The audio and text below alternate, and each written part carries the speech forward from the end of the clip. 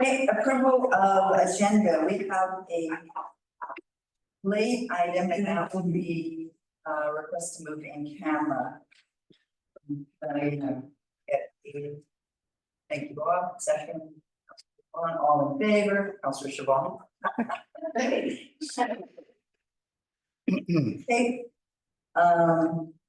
Recommendation that the special council meeting agenda for September the 25th, 2024 be approved as amended. Councillor Evans, Councillor McCabe, all in favor. Okay, moving along. Business arising, the Shuswap Trail Alliance, Owlhead Mountain Bike Park. Bianca or Daryl, there is a recommendation that the Shuswap Trail Alliance as the contractor for the planning and construction of the Owlhead Mountain Bike Park, not to exceed the budget amount of $220,000. Can I get a mover? Councillor Bushel, Councillor Evans. I can start it off. Through the chair. So per our purchasing policy, in order to award over $50,000, we need 50,000. We need a council resolution. So per our purchasing policy under direct award procurement, we do not go out to RFP for the acquisition of services from nonprofit organizations, to which this is. Shuswap Trail Alliance is a nonprofit organization, and they've been helping us through our section 57 and all that, but I'll let Daryl just comment on the project. Yeah, so that is exactly the rationale behind it all. The 220 represents 100,000 budgeted for this year, and then we got 120 budgeted for next year. So with phase one being mapped out, they actually went up in the hills, mapped it all out in the GIS, helped us with our submission for the section 57. We entered into a partnership agreement with them. They helped us with a management plan, an operational plan, all the things that we needed to get in place. And I will add, they're trying to get some funding too from Pacific Canada. They're trying to get 2/3 of that first funded, so that's still in the works. So they're doing a lot of work on our behalf. They are a preferred builder in the eyes of the province, which is really important. You have to go through preferred builder. They're willing to work with any local expertise that we have, and we've expressed that we've got a couple locals that would like to be part of that process. So we're just looking to keep them moving on this project and get planning on phase two and roughing in phase one, so they can start going down the same road with them and get going. Council, any questions? Councillor Bushel. Through the chair, Daryl, I like what they've done over at the Salty Dog, you know, their run over on the canoe there. Is the name, that's section 57 in our name or in their name? It's in our name. Oh, that's good, thank you.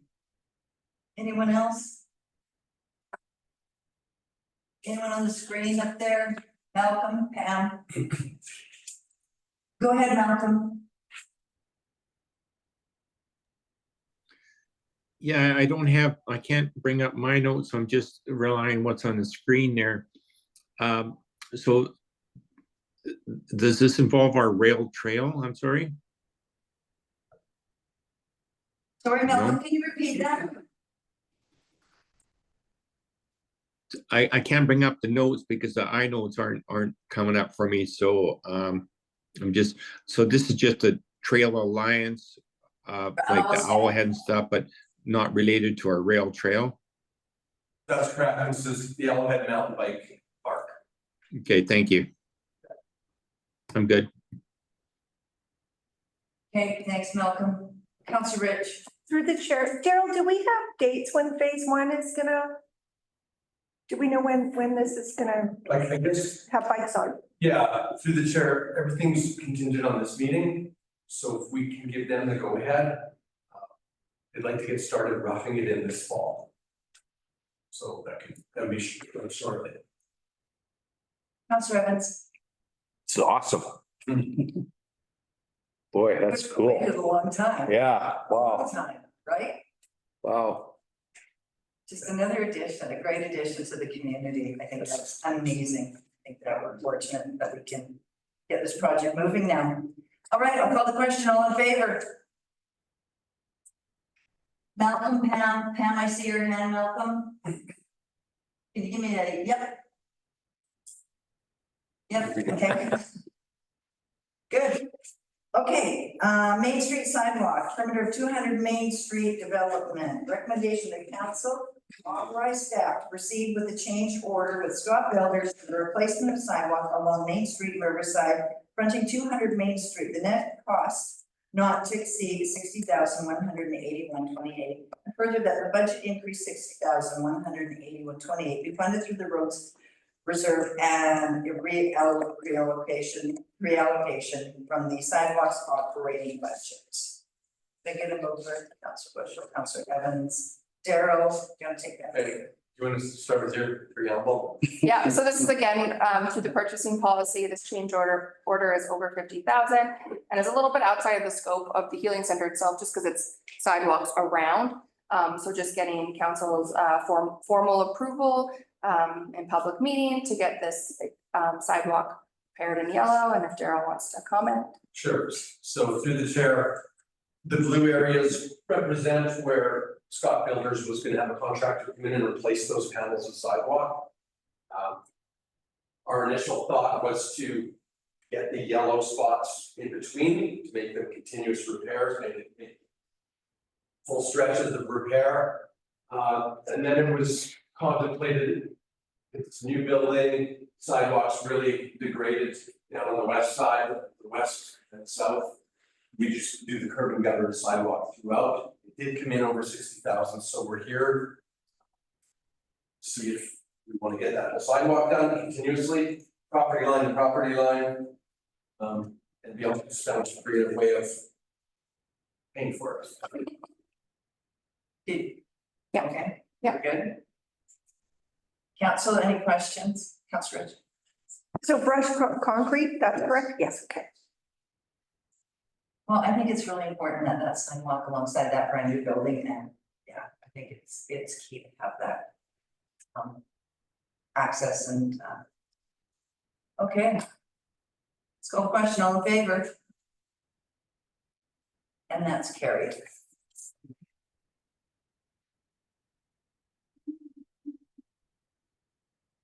Okay. Riverside Avenue sidewalk. Staff report, Bianca, do you want to take it away, and Daryl? Yeah, so I'll just touch on the finance piece first. So staff took this away after the last council meeting to look at the different options between pavers, stamped concrete, brushed concrete, or sticking with asphalt, for down Riverside where the water main is currently getting upgraded. So they went back to General Assembly and we got our options. So asphalt sidewalk, of course, would be no change because that's currently what's contemplated in the contract. Concrete brush finish, which comes in at a net cost of 180,000 additional. Concrete stamped tinted, which is additional 273,000, or paver stones, an additional 310,000. Paving stones has too long of a lead time, so it wouldn't work coming up to the winter season. It's not a viable option.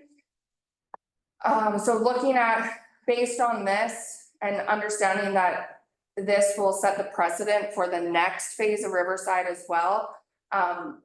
Staff is recommending, if we're going to concrete, option number 2, the concrete brush finish, just because there's a significant additional cost going to the stamped concrete. And then Daryl, if you just want to talk about some non-financial stuff. Yeah, I will mention, we did have some good conversation with the engineer. Boston Engineering is overseeing this project. And they poked around to get some comparables and some comments. They're not finding a lot of municipalities doing stamped and tinted concrete anymore for a number of reasons, but primarily because of the cost. It just takes it to that next level. So they do have some pros and cons with these. I think we've kind of talked about them through the budget, and then in the last meeting, obviously maintenance is a little bit easier. The asphalt, it's a lot cheaper. Concrete is subject to getting a little bit of spalling of the salt. But again, it's wanted to look at the costs and it's council's decision, we're good with whatever. And just on the note through the chair, we did look up through our OCP and our subdivision and servicing bylaw. And down Riverside, it is but as an urban collector.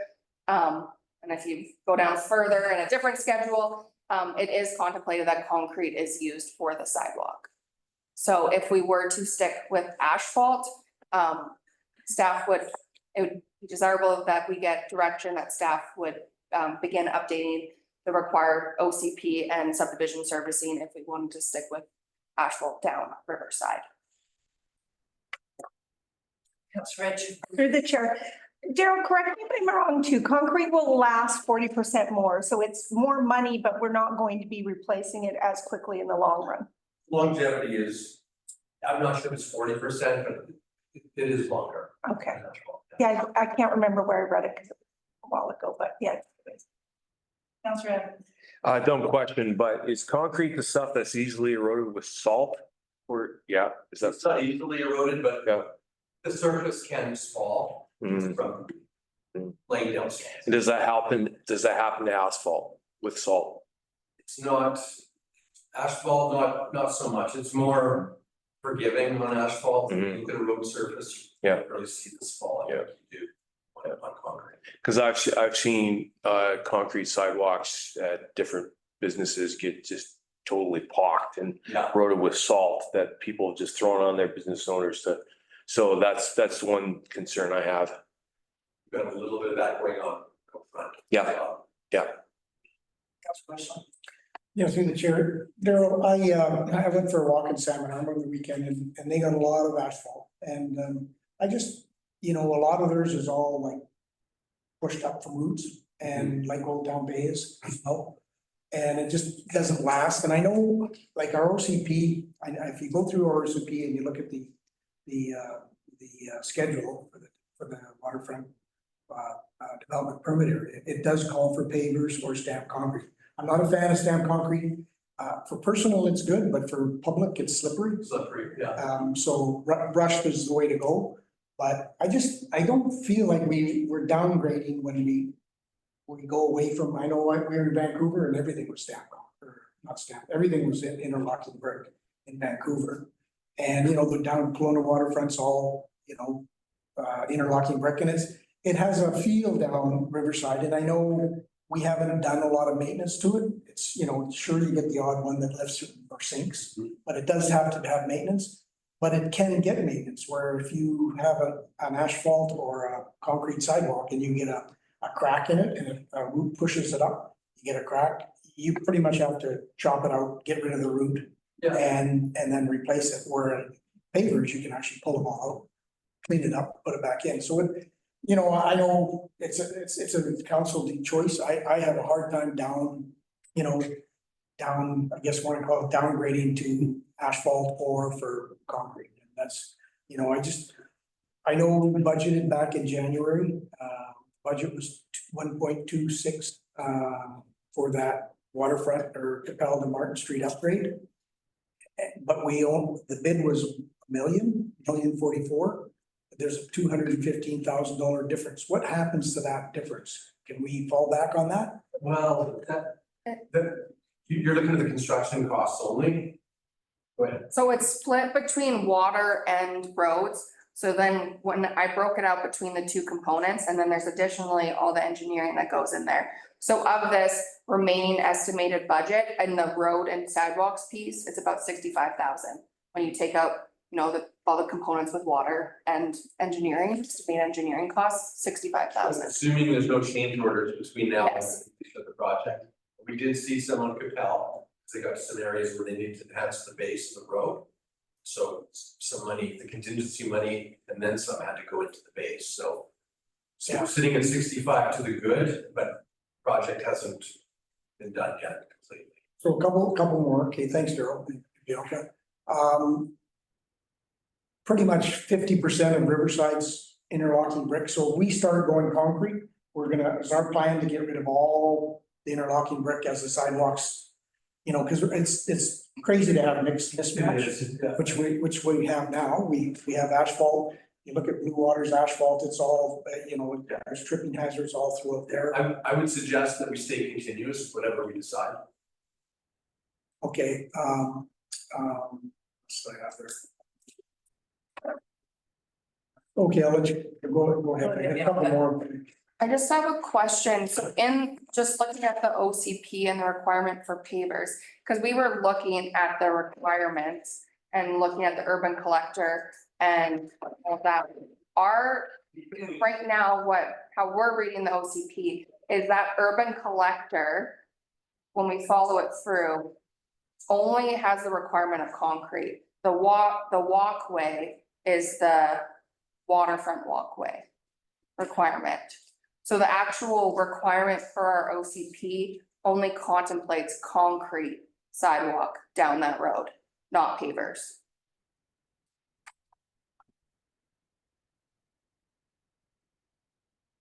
Okay, thank you. I was kind of going off what's in the OCP and they classify it as Schedule D. And Schedule D is the Riverside area to the Riverside transition area. So that's kind of what I was going on, but just, I just hate to downgrade. And if we downgrade, the other issue too is, I remember when we installed the bricks, we were made to install the bricks when we did our landing. And now we have, other developers that are actually getting ready to do some work on Riverside. And they should actually be paying for, some of the upgrade or some of the sidewalk like everybody else had to. So I'm just wondering, have you guys thought about that as well? Well, I think, yeah, through the chair, the mechanism for us to do that and impose that upon them is to refer back to our road cross section in the subdivision servicing bylaw. So when you open up that urban collector, regarding Riverside, it speaks to, 125 meter wide sidewalk. And that's the only detail in there. It referred to D3, which you have to drill down and find out that that's referring to a concrete sidewalk. So we would need something in the subdivision servicing bylaw that, and I looked, I didn't see anything for pavers on there at all. So it'd be hard to hold that standard, I guess what I'm saying.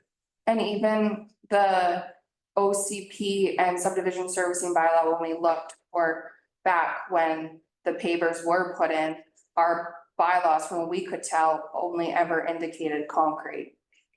They never specified that it had to be pavers. So it's a little bit confusing. To say the least. Okay. Malcolm, do you have any questions? No, I'm kind of torn between form and character of the paving stones, which adds to our cottage resort theme for, how we're marketing our community, or brushed finished concrete. I think, this is going to last for quite a while. We're going to get, I'm kind of leaning towards paving stones, even if they can't be done this year. I think we have to look long term, and yeah, I'm kind of leaning towards paving stones. It's the most expensive option for the taxpayers, but we're a resort community and we rely on tourism, and I think that adds to form and character of our community.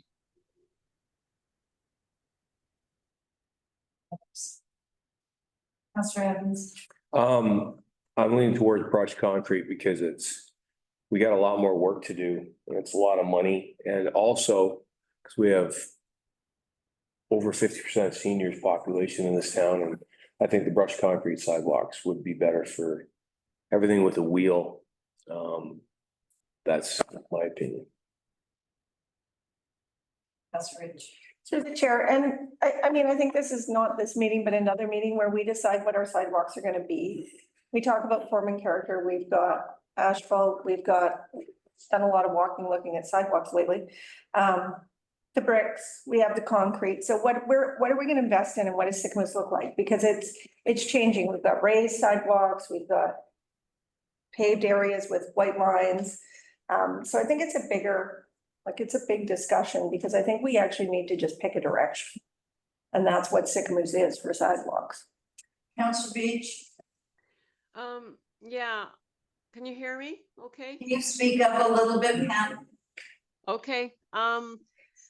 Yeah, I'm kind of torn too, but just in terms of functionality, I think that the brushed concrete is the best way to go. I don't know if we could have pavers, along the waterfront and make sure that we go with concrete elsewhere that isn't sort of right along Riverside. I don't know. I'm torn as well. I can see that repairing the pavers would be easier once they're in than, sort of having to take up a whole chunk of concrete to repair. But yeah, that's a tough one. I kind of from the beginning in terms of functionality for electric scooters, for wheelchairs, for for that kind of thing, the concrete is definitely more functional. Councillor Evans? Just, I want to ask a clarification question if I may. So just clarify. What we would want, according to the plan, is that, the riverside, the walkway along the, not Riverside, but the walkway is gotta be paver stones. Right? And am I right in that? And then, so if we've gotta do, and we want everything to be consistent, so if we've gotta do a lot more sidewalks in the future, I think it's just makes sense, just my opinion, to go with brushed concrete sidewalks everywhere that needs to be fixed and repaired for consistency around town, and then have the paver stones down by the channel. I think that's the best thing to do. It's my gut. We just voted on putting brushed concrete in front of the medical center. Yeah. Okay. I just kind of like, because I'm hearing both, mix between paving stones and everything like that. Looking at our current roads and sidewalks reserve, knowing that Riverside is not our only project on the forecast, doing the brushed concrete right now, we are next, like it's putting our reserve quite low as is with the brushed concrete. So I do have a couple, I at least have one reserve that I'm contemplating moving if with council decides it's our campground reserve. We could reallocate it to roads later on, like that is an option in order to fund some of these things, but it's really, prioritizing the additional cost. But this is where our reserve is at right now with the projects we currently have lined up. You're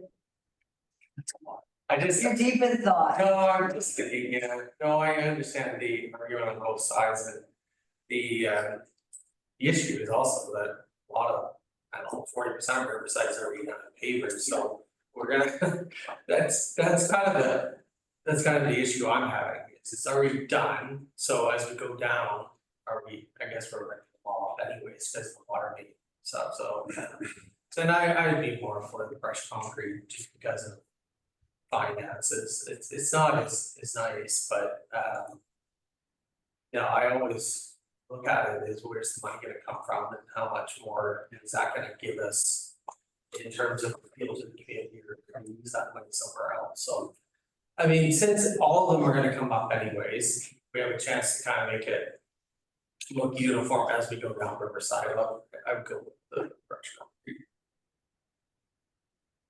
It's a shame to lose the paving stones. Could be used in somewhere else. Councillor Bushel? Through the chair, Daryl, is there any value in any of the old pavers? Are we selling them, or what can we do with them? I could look into it. I didn't have. We've taken a lot out from around the community over the last few decades. Yeah. We've got lots of them. Well, that's what I mean, you can sell them. I just wondered if they ask, I don't know what they ask. Yeah. Quite a bit a piece. Or could they be used if, once the channel is developed and we do have a walkway on the channel, can we put those in the walkway along the We'll channel? pallet them and we'll take a look, we'll keep them and inspect them, and it's pretty faded, pretty chipped up. Look at it. Okay, anyone else? Okay, so staff is asking us for direction.